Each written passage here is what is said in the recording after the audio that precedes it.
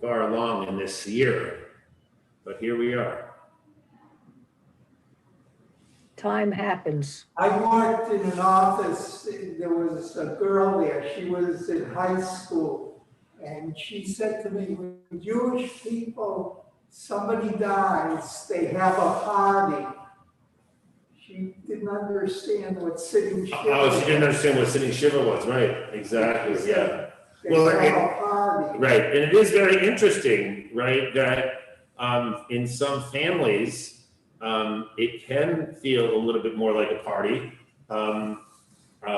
depending on the family, right? And depending on if they have a congregation, if they don't have a congregation, also depending on who shows up in the room, right? So it's, so I have been to Shivas that had the feel of a party, especially for people who, where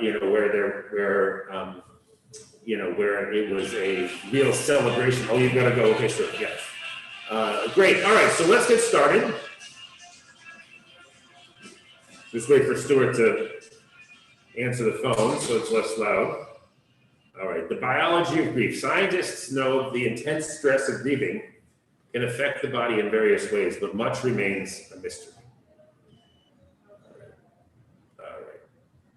In 1987, when my 18-year-old son was killed in a train accident, the chaplain and 2 detectives came to my house to notify me. I didn't cry then, but a wall came down in my mind, and I could do nothing except be polite and make the necessary decisions. When friends and relatives showed up, I was still polite, but the wall had now become an infinite darkness, and I was obviously in shock. So they took over, helping me to eat and notify people and write death notices. I've been thinking a lot lately about the more than 565,000 people who have died from COVID-19 in the US. Each of them has left, on average, 9 people grieving. That's more than 5 million people going through the long process of grief.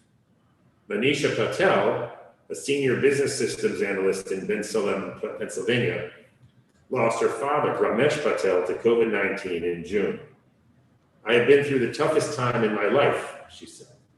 I feel heavier, but I weigh no more, and I eat less. And there's a lot of gray hair I didn't have. My heart aches for him. It longs for him. It looks for him. When someone you love dies, experts have a pretty good sense of the path that grief takes through your mind, but only a general sense of how it progresses through the rest of the body. First is a shock in which you feel numb or intensely sad or angry or guilty or anxious or scatterbrained or not able to sleep or eat or any combination of the above.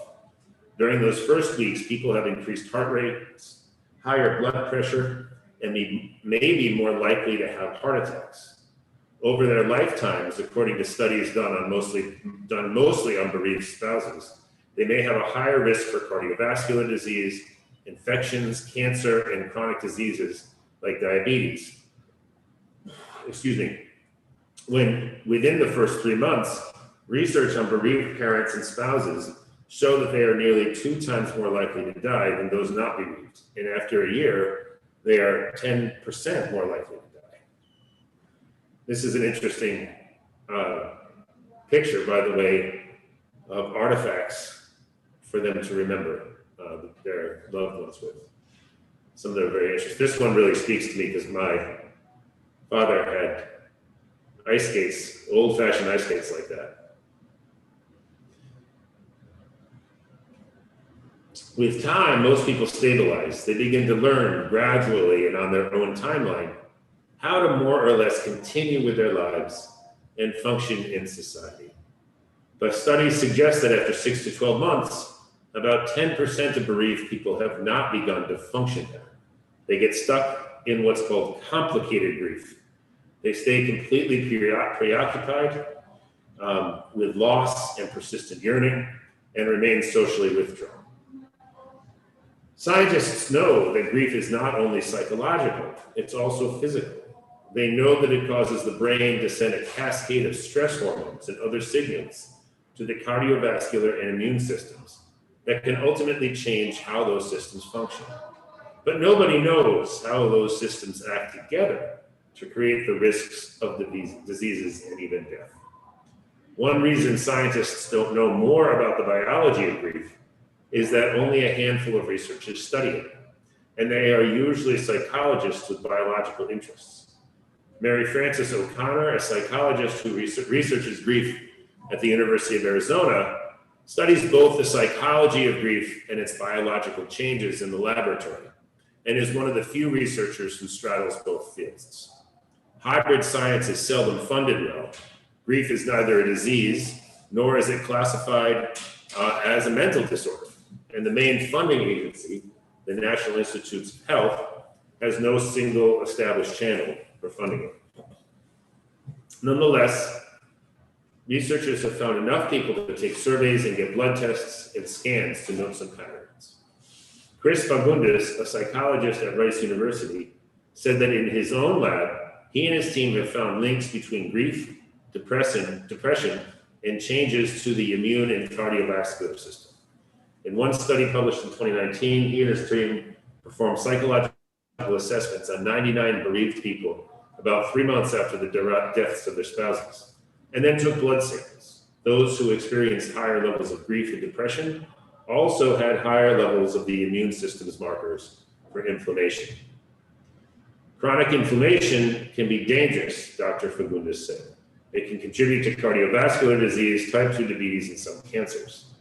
In another study of 65 people published in 2018, Dr. Fagundes and his colleagues found that bereaved spouses who had higher levels of markers for inflammation also had what experts refer to as lower heart rate variability, a characteristic that can contribute to an elevated risk for cardiovascular disease.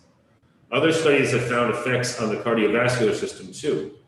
In one, published in 2012, researchers measured the heart rates of 78 bereaved people twice, once for 24 hours within the first 2 weeks of the spouse or child's death, and again for the same amount of time 6 months later.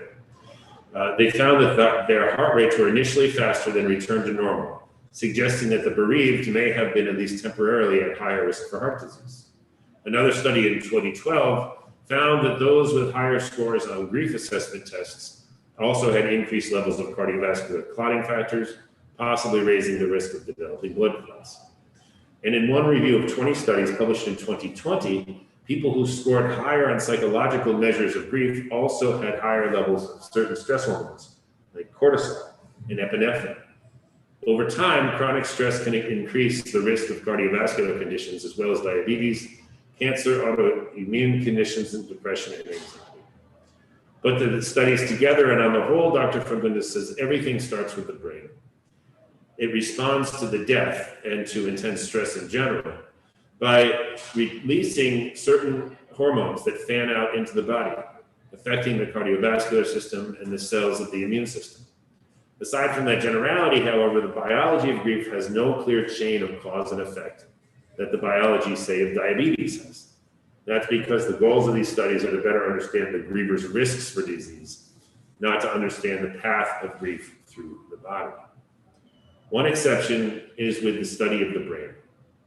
In 2001, Dr. O'Connor first began imaging the grieving brain, and a handful of similar studies have been done since.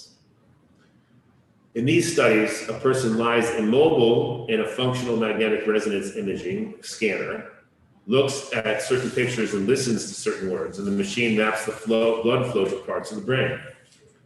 In one study published in 2003, Dr. O'Connor found 3 areas of the brain that were triggered by by words related to grief, like funeral or loss, and a 4th triggered by pictures of the person who died. Some of the brain areas were involved in the experience of pain, others in having autobiographical memories. These findings were not world-stopping, Dr. O'Connor said, like, sure, that's what happens in grief. But the responses recorded in another area called the nucleus accumbens were more surprising. This region is part of the brain's network for reward, the part that responds to, say, chocolate, and it was active only in people with complicated grief. Nobody knows why this is so, but Dr. O'Connor theorized that in the continuing yearning of complicated grief, Being reminded of a loved one with pictures and words might have the same reward as seeing a living loved one. In regular, uncomplicated grieving, the reminder is no longer connected to a living reward, but is understood as a memory of someone no longer there. All of these studies, however, have limitations. Many of them are small and haven't been replicated. The researchers also don't have the resources to follow the participants over time to see whether those with higher risks for a disease eventually develop that disease. Many studies are also a snapshot of one point in time and will miss the changes that occur in most people over months and years. Studies using fMRI have limits all of their own as well. A lot of things could make the same areas light up, said Dr. O'Connor, and the same thing might not make the same areas light up in everyone or in one person over time. Grief, biological and psychological, is of course the result of another hard to study state, human attachment or love. Humans are predisposed to forming loving bonds, Dr. O'Connor said, and as soon as you do, your body is loaded and cocked for what happens when that person is gone. So all systems that function well now must accommodate the person's absence. For most people, the systems adjust. Our bodies are amazingly resilient, she said. In a recent issue of the Research Digest Up to Date, medical doctors outlined the most current scientific studies on bereavement. One way to think about grieving, they said, is that the feeling of connection to the person who died gradually moves from preoccupying the mind to residing comfortably in the heart. I'm unsure about that word comfortably, but yes, I am no longer preoccupied. Now, 35 years after my son's death, I'm back in charge. And if the pain never quite goes away, then neither does love. All right. So I think what I'll do is I'll stop the share and just take a moment for people to react. Jim, I'm gonna leave. I feeling upset. I'm gonna leave. Okay, sounds good, Ellen. I'll see you on Friday. Good, bye-bye.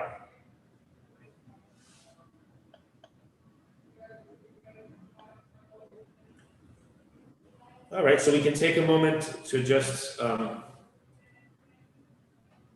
react, respond, and reflect.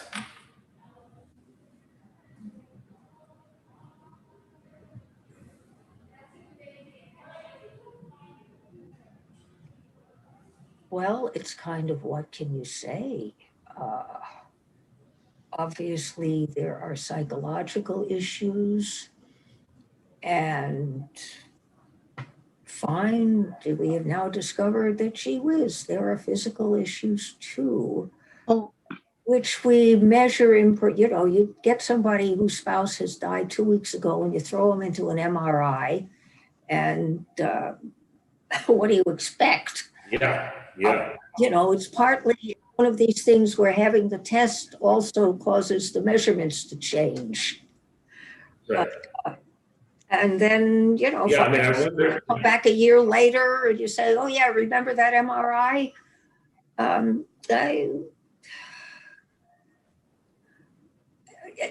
I almost have to ask, what are we trying to determine here? Yeah. Right. And it depends. Why are we? Sorry, Sandy. No, go ahead. You can finish. There are so many different kinds.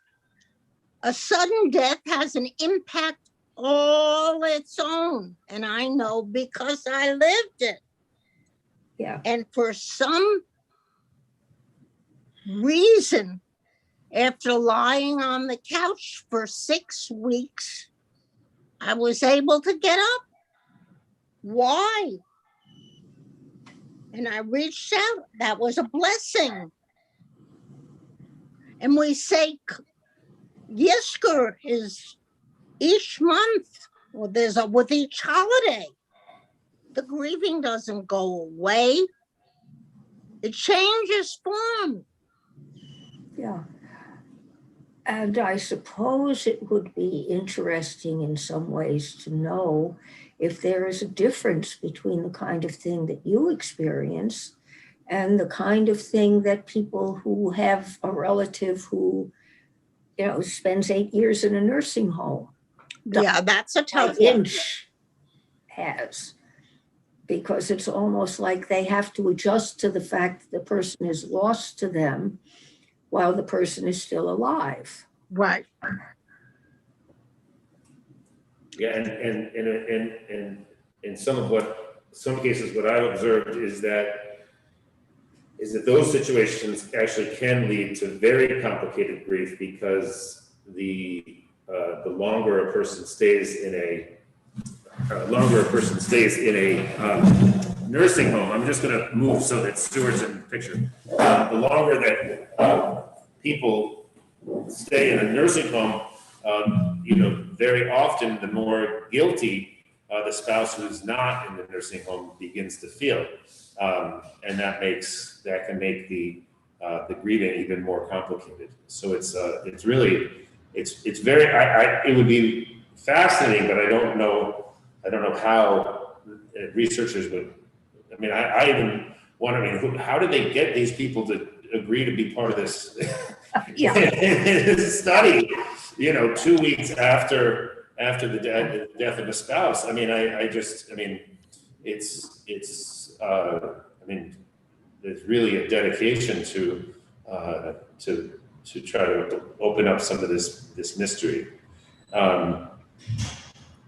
My grandmother on my father's side had 3 sons, and they all were sent overseas during World War II. Mm-hmm. And one of the sons was killed. And after the war ended, my father and his brother married and had children. The firstborn, they named after the son that was killed in World War II. Yeah. So in the Jewish religion, we name a baby after somebody in the family has passed away, right? Yes. And, Yes. that's one way of accepting bereavement. Right. I mean, sort of assigning the name of that person to someone who is, represents sort of new life. So the person, sort of lives on in the memory of the people who see this new person. As long as the new person is not expected to replicate. Right. Well, yeah, I always wondered if that was the reason there is this tradition of in Ashkenazi, not to name a person after someone who's alive, but dafka about for someone who has passed away, and that way there's less pressure, right? I'm a someone whose father was named for his father, and I'm named for my father, so there's a lot of sort of implicit, like, oh, you should. But among Sephardi Jews, they name after the. Yes. You have different. Mizrahi also named for. Right. So there's within Judaism, obviously there's variations, but of course there are variations. I grew up in a Episcopalian family, and from a long lines. I'm the fourth James Morgan. So it's a very different kind of a thing. But I was very struck by the involvement of the reward center for in situations of complicated grief, and this sort of theory that for people experiencing such complicated grief, the memory of a loved one who's died feels somehow so real that it's actually a reward, and so that there's this very, very, complicated is exactly the word, right? Where there's intense reward and intense grief and sadness all at the same time. So that, which really strikes me as a very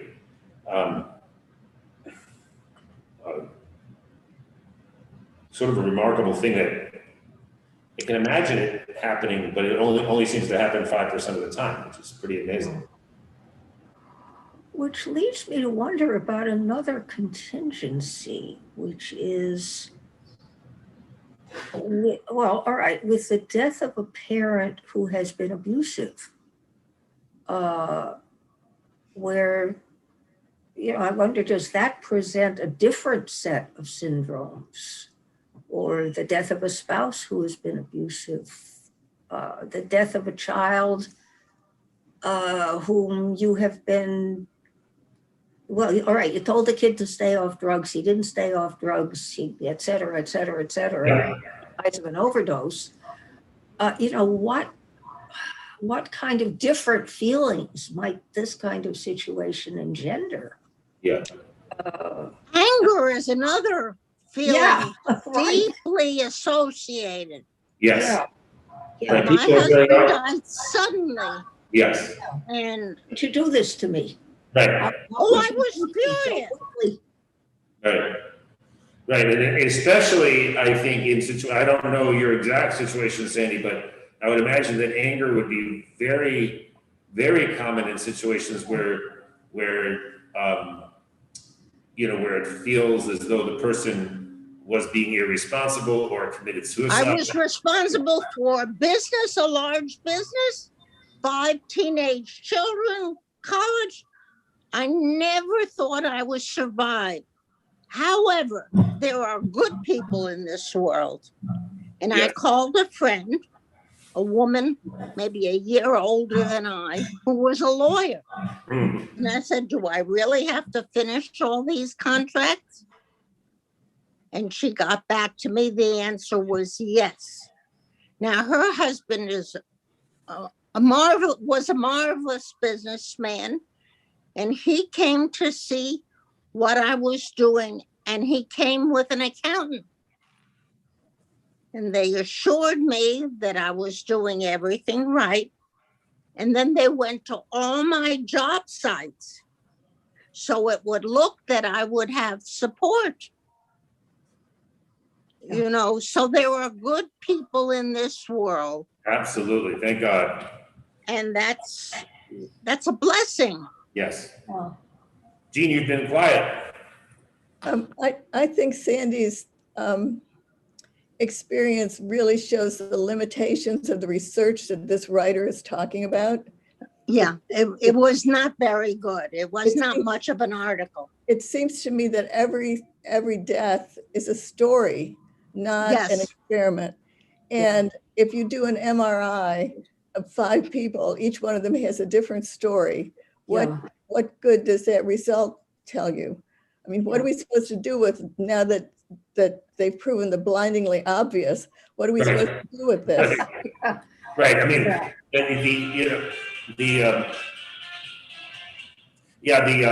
I love the researchers' response. Like big whoop. We knew this, right? But I did actually think that the more recent research was interesting, especially since there's more and more evidence that inflammation is related in certain ways to depression and to and so that there might be sort of that if grief increases stress and increases the stress hormones and increases inflammation, and inflammation can then it can be like a feedback loop, a very negative feedback loop. And it would be interesting to think about how it might be possible to interrupt that feedback loop. And I'm not exactly sure how one would do that. Or should one do that? Well, that's a good question, right? Not all stress is bad, right? Some stress is okay. But it does, it's almost a cliche, right? About how, very often spouses follow one another out of the world, right? And sometimes that might be exactly what the other spouse wants. But in other cases, it seems to me that if there were a way to arrest the most dire effects of grief on a person's body, that they could survive and continue to live sort of productively and emotionally stable way. Jean, you want to say something? Yeah. A number of the effects that she talks about are really long-term conditions, chronic disease, diabetes. So how are you supposed to link up something that develops over a period of years with the triggering event of a death? It seems to me very attenuated. Yeah. Go ahead, Naomi. You also, I think, in the complicated cases, have long-term psychological effects on the surrounding people. The widow who prevents the children from being able to develop their own lives is the immediate one that happens. But someone who is so immersed in their own grief that they kind of drag the rest of the family along with them, and it becomes this cyclical thing that feeds upon itself. But I like Jean's statement that death is not an experiment. Right, and we're all gonna die, and we're all gonna have people close to us. Yeah. And a whole background comes into dealing with that. Yeah. Right. Every death is a story. I love that. I love that formulation. Yeah. And so there really are two. And this is why this research seems to me to be so. What's the word I'm looking for? Potentially frustrating, right? Is that on one hand, I think there's a tendency in our sort of scientific world, to want to make everything understandable through quantitative research. On the other hand, right, sometimes the only way to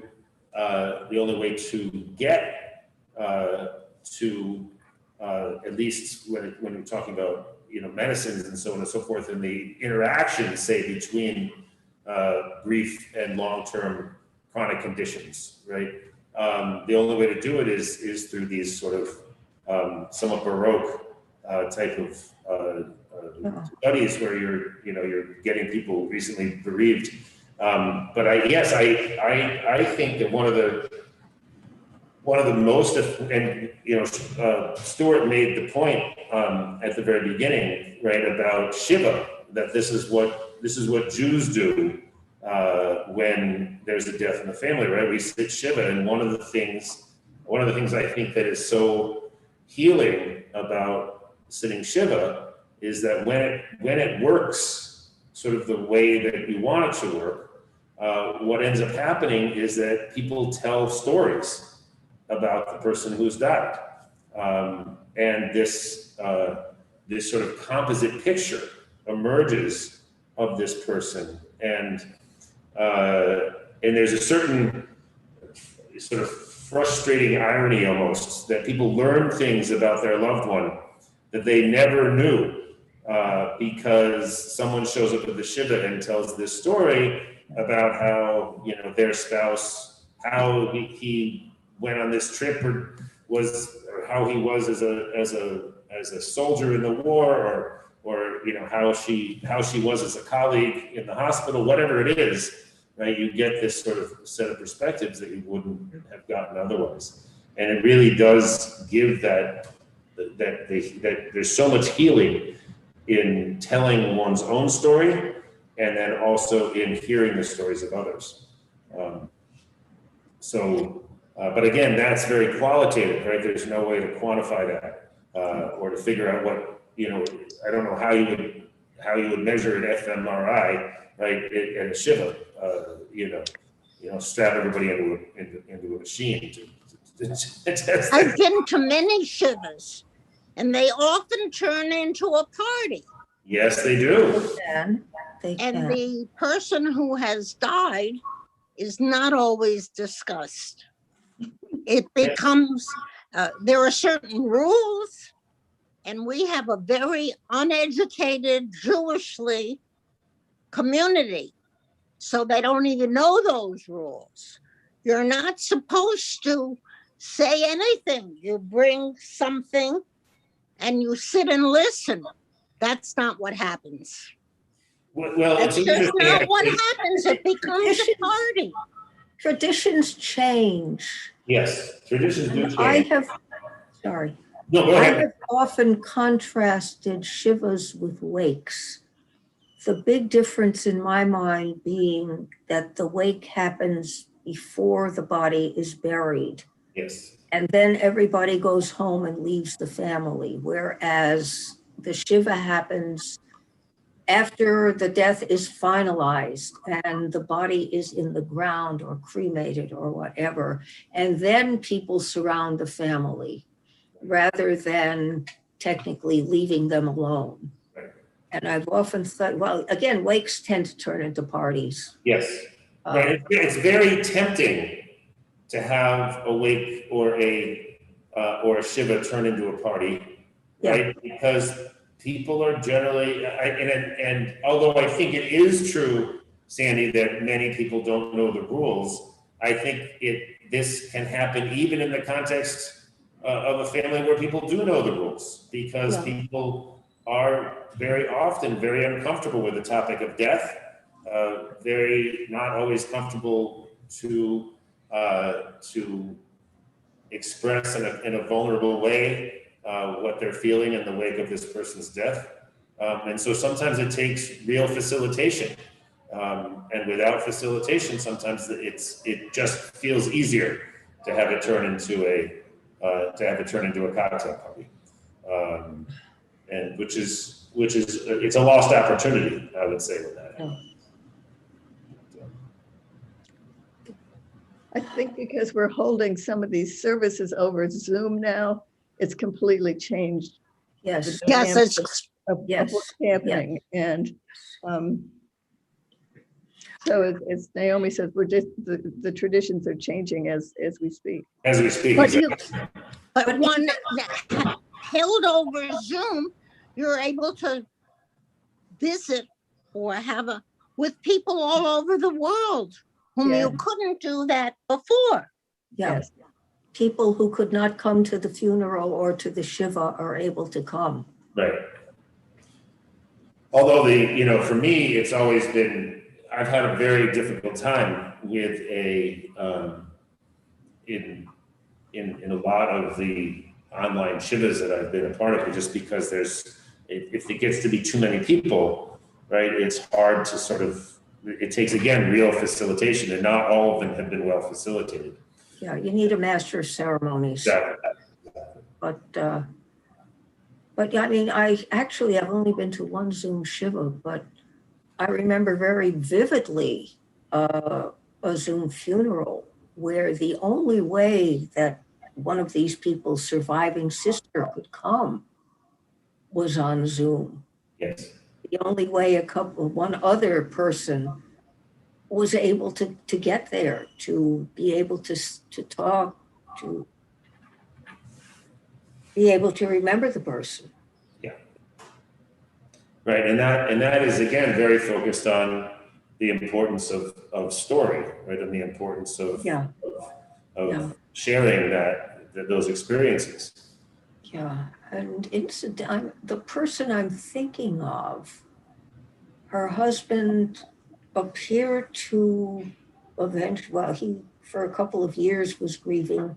Then he appeared to rebuild his life, but predeceased her because one chronic disease that he had really developed, and he developed another chronic disease. And this has caused me to wonder, gee whiz, I wonder if there was submerged grief here that came out, which is, so fine. I'm wondering about this. They're both in their graves. Yeah.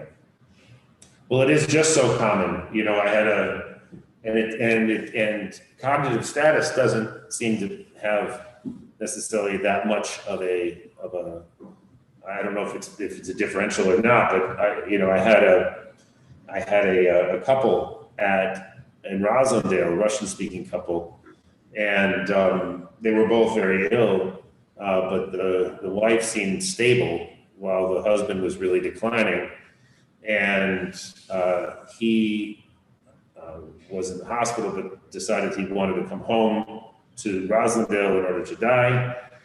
And so that was right before Pesach, and I did his funeral. I think Pesach started on a Sunday or on the Monday or whatever, and I did that funeral on the Sunday. And then between the beginning and the end of Pesach, his wife also died. To what degree she was consciously aware of her husband's death, obviously we have no way of knowing, but she passed away, and I buried her basically the day after Passover, which was that was the quickest that I've ever experienced. But it's not uncommon No, for a spouse to pass away within the year right. their spouse's passing. Exactly.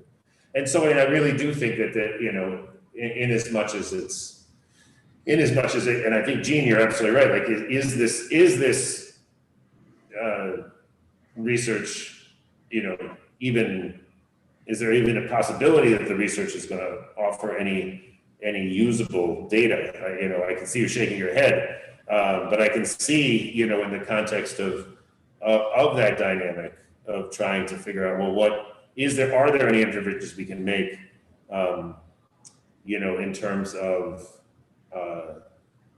forestalling, you know, some of the more dire effects of intense grieving. So I can see their motivation, but I also remain skeptical as to the utility of it.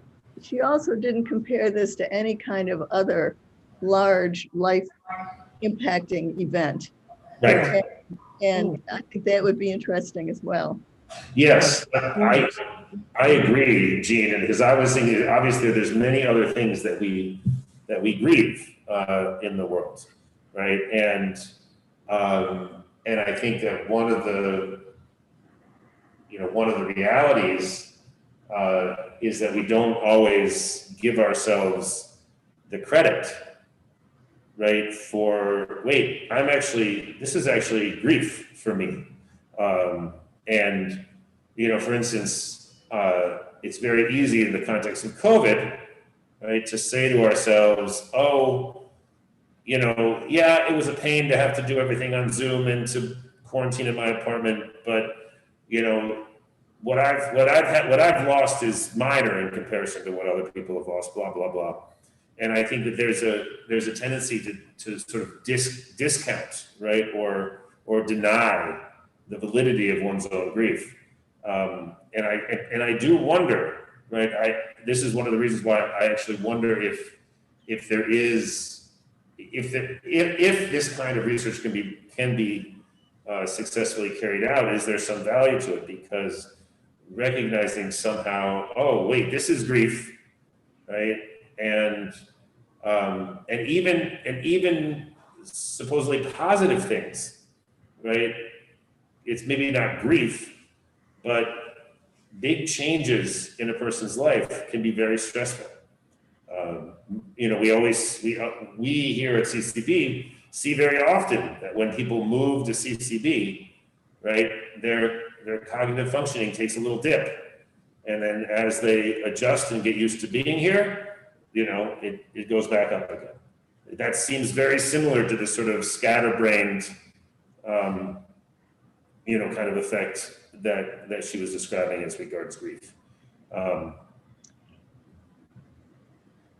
My sister was divorced from her first husband a very long time ago. And after that divorce, she came and lived with us for a year.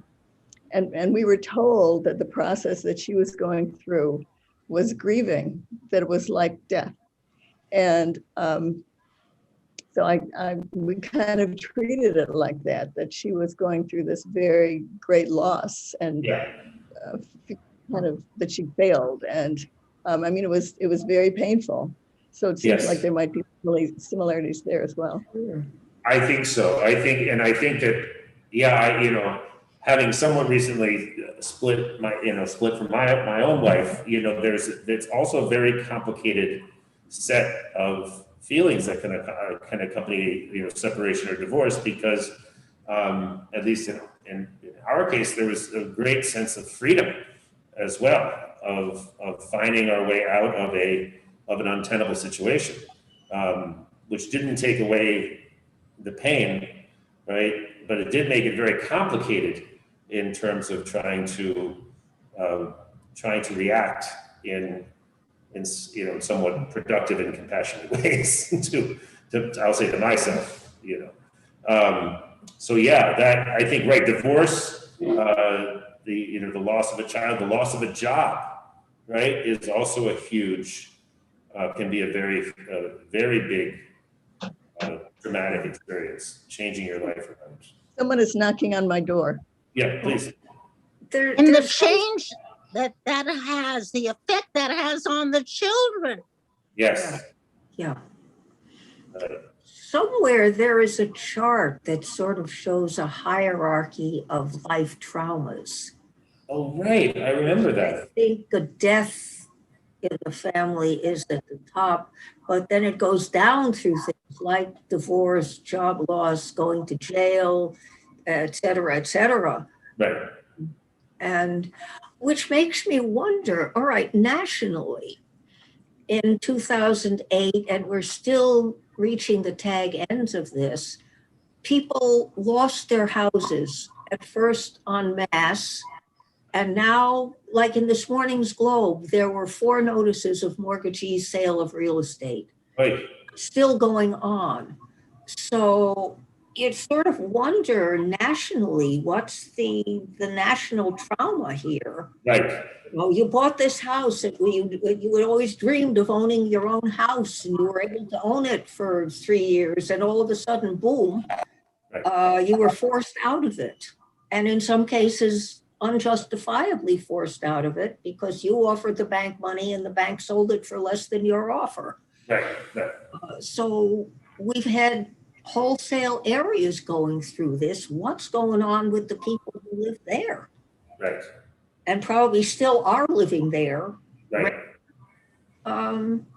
And are probably, their credit is shot because they've had to declare bankruptcy and so on and so forth. So we've had a national trauma in the same way that the Great Depression was a national trauma. Right. Right. And I grew up among people who had been affected by this. Yeah. Their life plan got totally derailed by this. Right. And they never, my grandparents, my maternal grandparents never lost their sort of depression mentality. It was even though they end up amassing a pretty nifty fortune by the end of their lives, right? They always lived in this with this mentality of scarcity. I still do in some ways. Right. You don't buy something at regular price. Right. Of course not. Yeah, it's funny. You don't do this because it's going to cost too much. Right. Exactly. Yeah. I mean, it's what was there. And it's, Yeah. all right. If, I'm second generation depression child. Yes. Yeah, no, but I also think though that it's obviously the economic losses that you're talking about, are very salient, especially in this country where, it's actually relevant to this article I'm going to bring to Goldman, which it's in the email that I sent around about Finland and other Nordic countries where where there's the taxes are extremely high, but there is relatively little poverty, right? There's not this sort of boom or bust kind of possibility in Finland the way there is here, where there's this constant fear of catastrophic loss of financial stability. Along with, of course, this sort of American dream of lots and lots of money. But I think also we have in this country now, right? We've lost, as of this writing, more than 550,000 people to COVID, right? I mean, it's just unthinkable, the number. It's more like 570. Yes, right. And it's still gonna go up. I mean, God willing, the numbers will rise more slowly. But now that we're finding that, that we've bumped up against some sort of limit on the demand for the vaccines, it's very scary to think about, about next steps, Because this partial immunity is not conducive to herd immunity or anything else. Exactly. In some ways leaves us more vulnerable to the variants. Right. And right. So that's going to be a whole nother issue. Gene, did you want to say something? Gene, you're frozen. Looks like Gene froze. Yeah. Well, hopefully her internet will allow her to unfreeze and say what she wanted to say. Yeah. All right. So I think in some, go ahead, Naomi. Well, it's just occurred to me. I mean, this is a real tangent, I think. But when you think about the way the Holocaust has reverberated down now among 3 and 4 generations, what can the experience of slavery ratchet down through 8 generations? And the Holocaust goes for people who did not experience it. Just the fact that it happened, in the same sense that slavery now has not happened to the current generation. But the after effects are still reverberating in the same way that the Holocaust is probably going to continue to reverberate. Absolutely.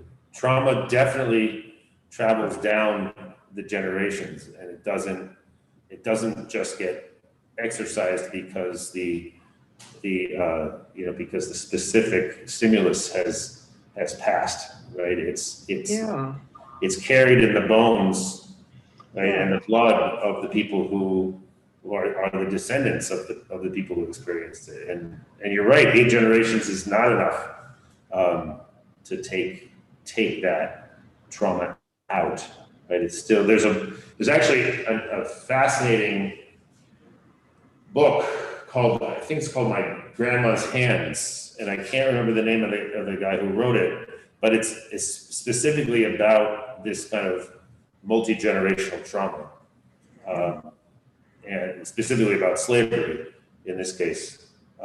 But definitely would be, maybe I'll see if I can find a digestible chunk of that, because I think it's a big book.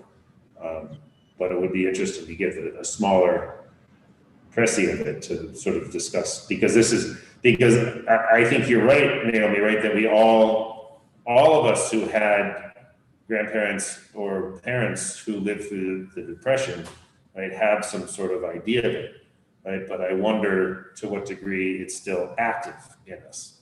I actually think that that some of my own reactions about money are very similar to the way my grandparents were. Really?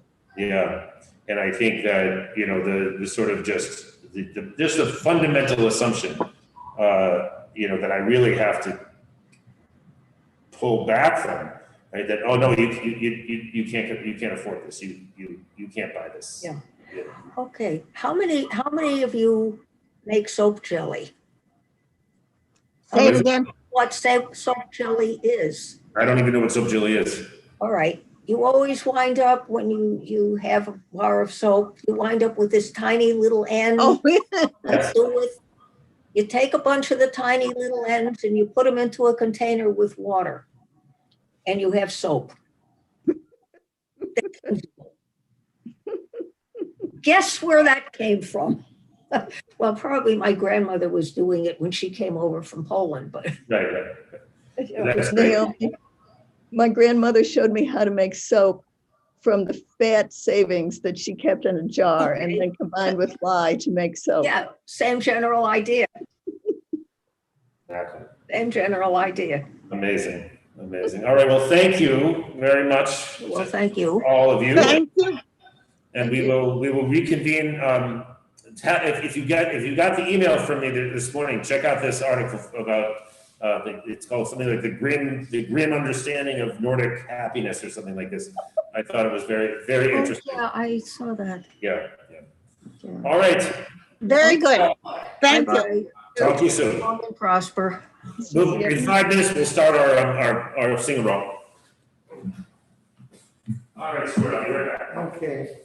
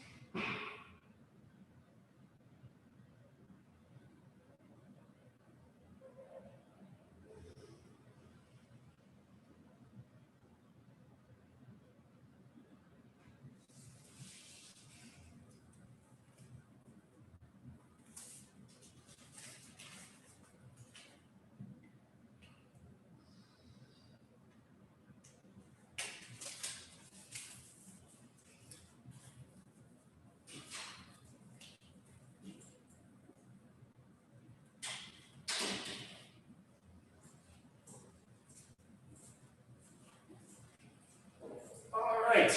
Let's see here.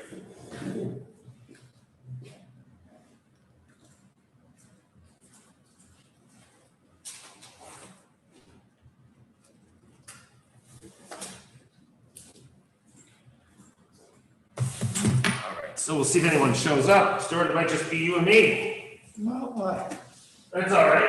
We'll just play some music.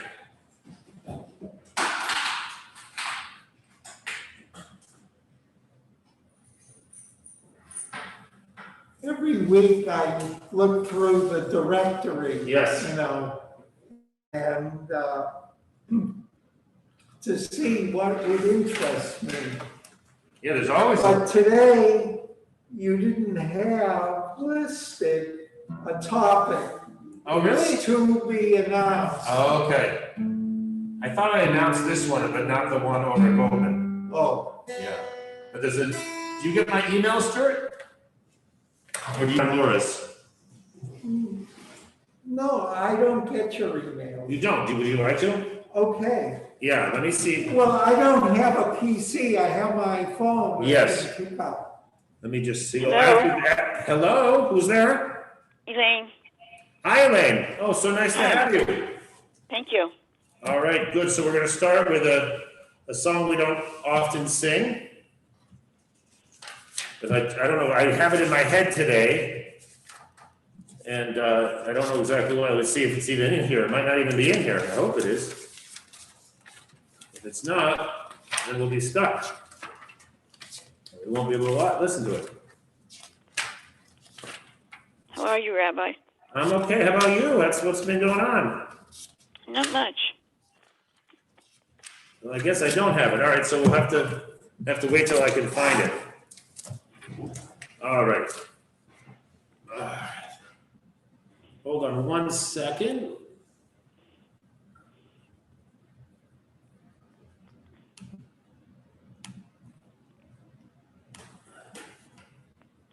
Who else is there?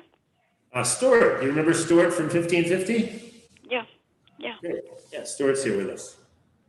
Great. Sue's a dentist. Okay.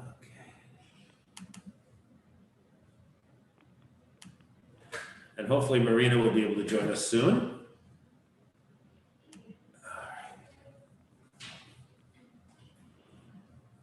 This is half an hour? Yeah, half an hour. I just have to find my cursor here. I don't know where it went to. Hello, hello. Hello, Stuart. Hi, Jen. How are you? Good. We are going to